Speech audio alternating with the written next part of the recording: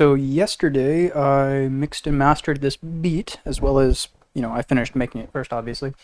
And today I'm going to go through my process of mastering and also kind of double check. Sometimes I do this. I'll like make a beat and mix and master it, and then I'll wait to upload it for like a day or two so that I can re-listen to it with fresh ears. I would recommend doing that if you are the kind of person that likes to do a bunch of music at once, because eventually you're going to start like getting ear fatigue, and so it's going to be harder to hear certain things that you might be listening for. So again, if you're that kind of person that does a lot of stuff all at once, I would maybe wait to export something until you get a second chance to listen to it with fresh ears. So what I did was I looped this part of the beat, and then I put all of my sounds on one mixer channel. So I've got all of my melodies, I've got my 808s, and I have all of my drums all going to one place. It's called my pre-master chain, and on my pre-master chain I've got a bunch of different effects. So the first thing in my pre-master chain is an EQ, where I'm kind of cutting the low lows as well as the high highs. There's not really a whole lot else going on here. Sometimes I'll adjust some things here, but usually this stays pretty much flat.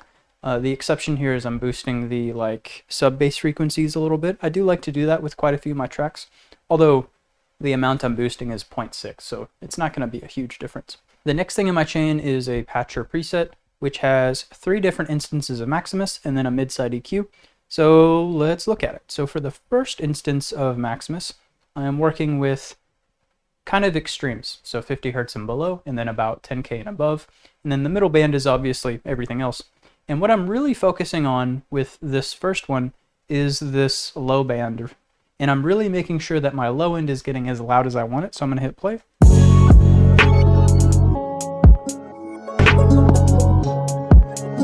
Okay, and you'll notice a couple of things. So one thing that I'm doing is I'm pushing the volume up into the compressor a little bit, and that's because I'm trying to get my low end where I want it to be. And you'll notice on this first low end, I'm not level matching. So you'll notice that I pushed this up by 1.7, and I did not pull this back by 1.7. And again, it's because I'm trying to get my low end where I want it to be. On almost every other band, I am going to be level matching because I don't want to change the balance of the song that I've already created. So I'm pushing some volume. Something else I'm doing is I've got a node pretty low, about as low as it will go, and then a node where the compression is happening. Anything between these two nodes, I'm actually boosting and expanding the volume a little bit. So you'll notice that this is curved upwards ever so slightly. You can see in the bottom right corner it says 5.14%. I'm usually shooting for about 5% here. But what that does is it just takes anything in that range and just, makes it a little bit louder.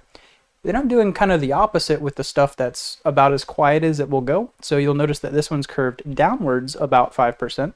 So the opposite is happening. Anything that is as quiet as it can be in this 50 hertz and below range is being reduced in volume. And the reason I do that is because, I don't know if you can see this or not, but there's a little bit of residual sound coming through, and that's likely from some of the melodies.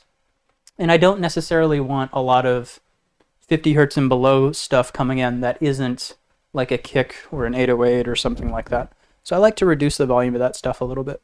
On the mid band, I'm doing kind of the same thing, just without the S-curve thing going on with the expansion and the compression here.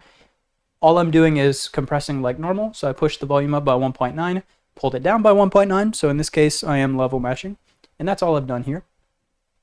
On the highs, I'm doing the same thing I did on the mids. I'm just pushing up into this a little bit, so let me hit play. In this case, I'm not actually doing any compression here.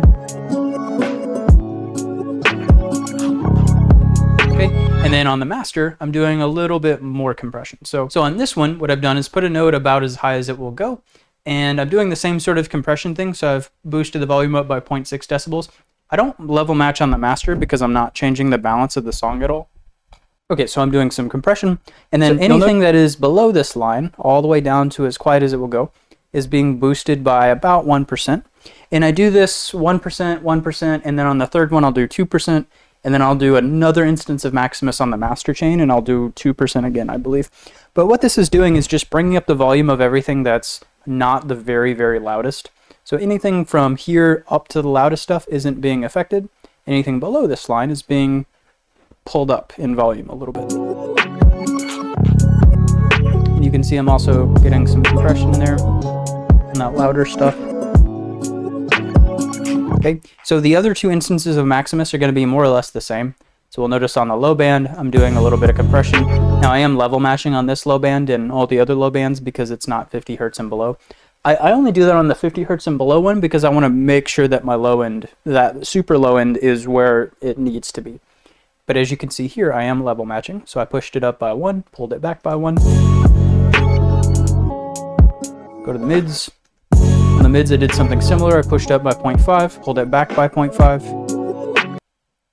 On the highs, I'm doing more or less the same thing, although I am doing a little bit of expansion here. So I pushed it, or I pulled it back by 0.7, pushed it up by 0.7. And then something else you'll notice is I have a node about as low as it will go, and anything below that node, I'm actually expanding a little bit. Anything below this yellow line is actually getting made a little bit louder. And that's because I had some higher frequencies in here that weren't the hi-hats that I was having a hard time hearing, and I wanted to bring them up a little bit. I don't always do this on the high band here. I usually don't, in fact, but in this case, I wanted to bring up that higher frequency stuff that's happening in the beat. Let's go to the master. Okay, I'm going to do the same thing on the master here. So I'm pushing up by 0.4. I'm not level matching because it's the master. And then anything below this line, I'm going to expand by about 1%. Okay, a little bit over is fine. Okay, let's go to the third instance of Maximus. Oh, and something I forgot to mention. So on this first one, the bands were 50 hertz and below and 10K and above. On the second instance of Maximus, I brought the bands in a bit. So instead of by the 50, it's now up by 175. Instead of by the 10K, now it's down by the 5K. Now on the third instance of Maximus, rather than just setting it and forgetting it, I'm actually going to choose the band placement by soloing the mid band. And then I'm going to move these bands in until I don't really hear the kick or the 808 quite as much anymore. And then I'll move this one in until I don't really hear the hi-hats anymore. Okay, so it's a pretty skinny band. Now you are going to still be able to hear some of that stuff depending on what kind of sounds you used. But the idea is to make sure that the main clap or the main snare is the most prominent and loudest thing in that middle range. Okay, once we have that done, we're going to do essentially the same thing. So go to the low band. Okay, I pushed this up by 0.5, then I pulled it back by 0.5. Let's go to the mids. Okay, on the mids, I'm doing the same sort of thing. I did some compression. It's kind of hard to see because I'm also doing some expansion, but I'm doing a little bit of compression here. In fact, I'm actually going to push a little bit more, so 0.3. Pull it back by 0.3. So a small amount of compression is happening. Something else I'm doing here is I like to expand this region of my main clapper, my main snare, just to make sure it's poking through enough, because sometimes it isn't, and I like for it to poke through a little bit more in this region specifically. So I've used this expansion tool. Then I went to the highs. You'll notice on the highs I'm doing just like everywhere else. You'll notice that on the highs I'm doing more or less the same thing. I'm compressing, although the difference that you may notice is I'm adding a little bit of saturation just to kind of act like a soft clipper almost, or just add a little bit of distortion, saturation, whatever you want to call it, to the louder stuff that's in this region. So here's where my compression is happening. I pushed it up. Well, I didn't push it up at all here.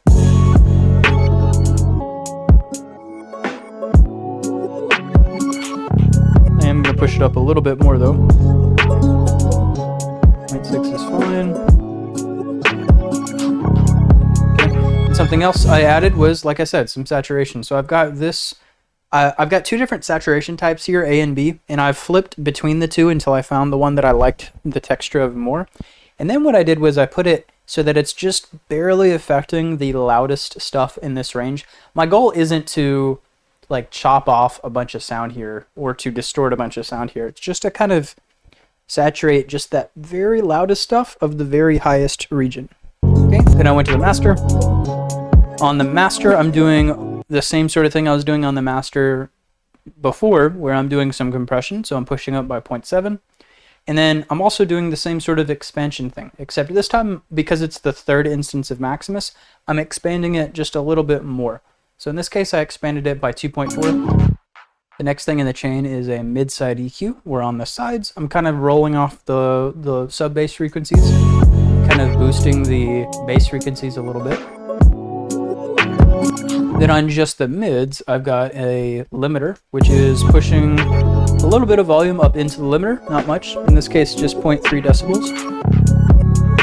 The next thing in the chain is another patcher preset where I'm taking the lows and putting them in mono just a little bit more, because I'm also doing that a little bit at a time as I go with Maximus. So I don't need to do it a whole bunch all at once since I'm doing it in small amounts as I go. So putting the lows in mono, taking the highs, putting them in the separated field. And I've got a wave shaper and a limiter. On the wave shaper, I am pushing 5% of volume into a hard clipper. That's what this is. It's a hard clipper. And then it goes into this limiter, and I'm pushing an additional 0.3 decibels of volume here. Okay, and then that is the pre-master chain done. After the pre-master chain, all of this is going to the master chain, and I'm doing some of the same sorts of things. So the first thing is an EQ, where I'm just kind of rolling off the low lows. Then I have a compressor. Okay, after the compressor is the limiter, like I said, and then I have a patcher preset, which is doing the same thing as before, taking the lows, putting them in mono, taking the highs, putting them in the separated field. You can also play with the middle knobs to taste. Then I have Maximus, which is doing the same sorts of things as we were looking at before. So on the low band, oh, and on this one I did the same thing. I took the mid band, soloed it, and I moved the bands in until I didn't really hear the kick or the 808 as much, and then I didn't really hear the hi-hats anymore. And then I did basically the exact same process. So on the lows, I pushed up by 0.4 and pulled it back by 0.4. All I'm doing in this case is limiting. On the mids, doing a little bit of limiting, but I'm also doing a little bit of expansion as well. On the highs, I'm doing the same sort of thing that I was doing on the highs before, where I'm doing some compression, but I'm also adding some saturation.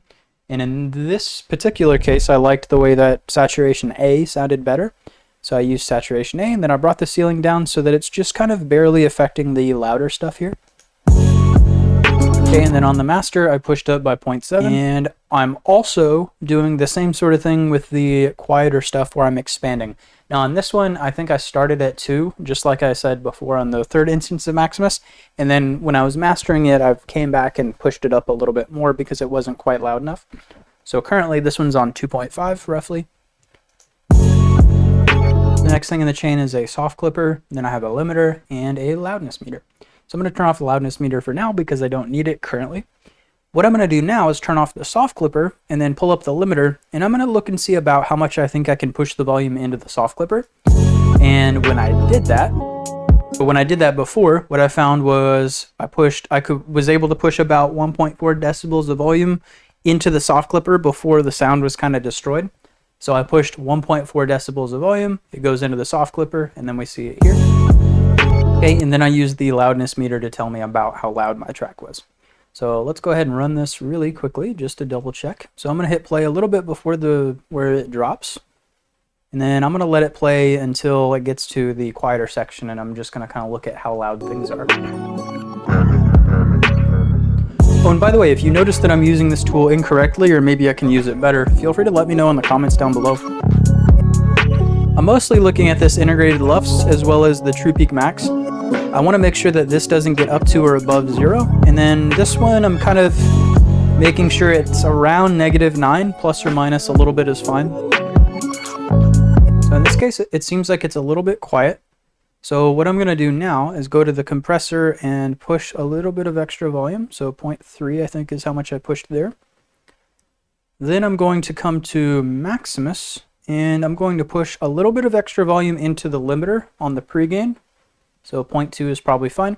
Then I'm going to come to the post and do the same thing. Just push like 0.2, maybe 0.3. And then we're going to run it again and see what it looks like.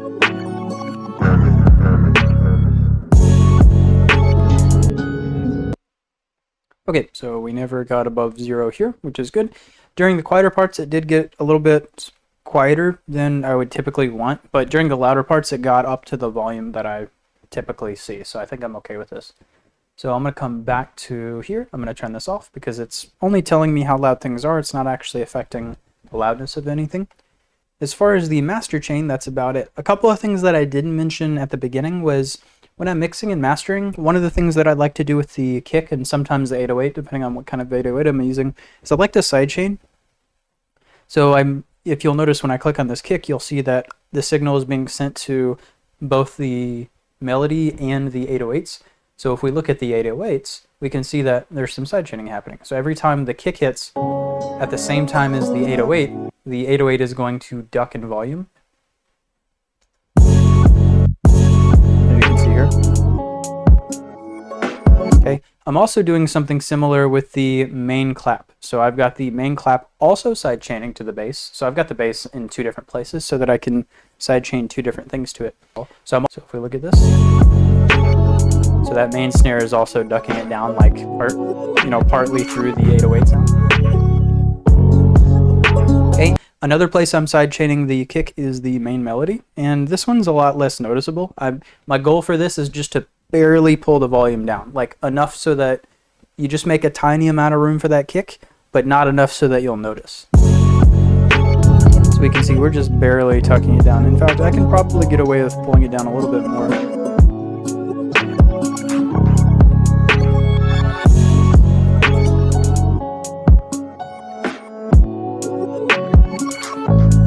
Okay, and for the purposes of this video, that's going to be about it. So if you have any questions about any part of the process, feel free to let me know down in the comments. Also, if you notice that I'm using any of these tools incorrectly, or maybe I can use them in a better way, feel free to let me know that down in the comments as well. But yeah, let's let it ride.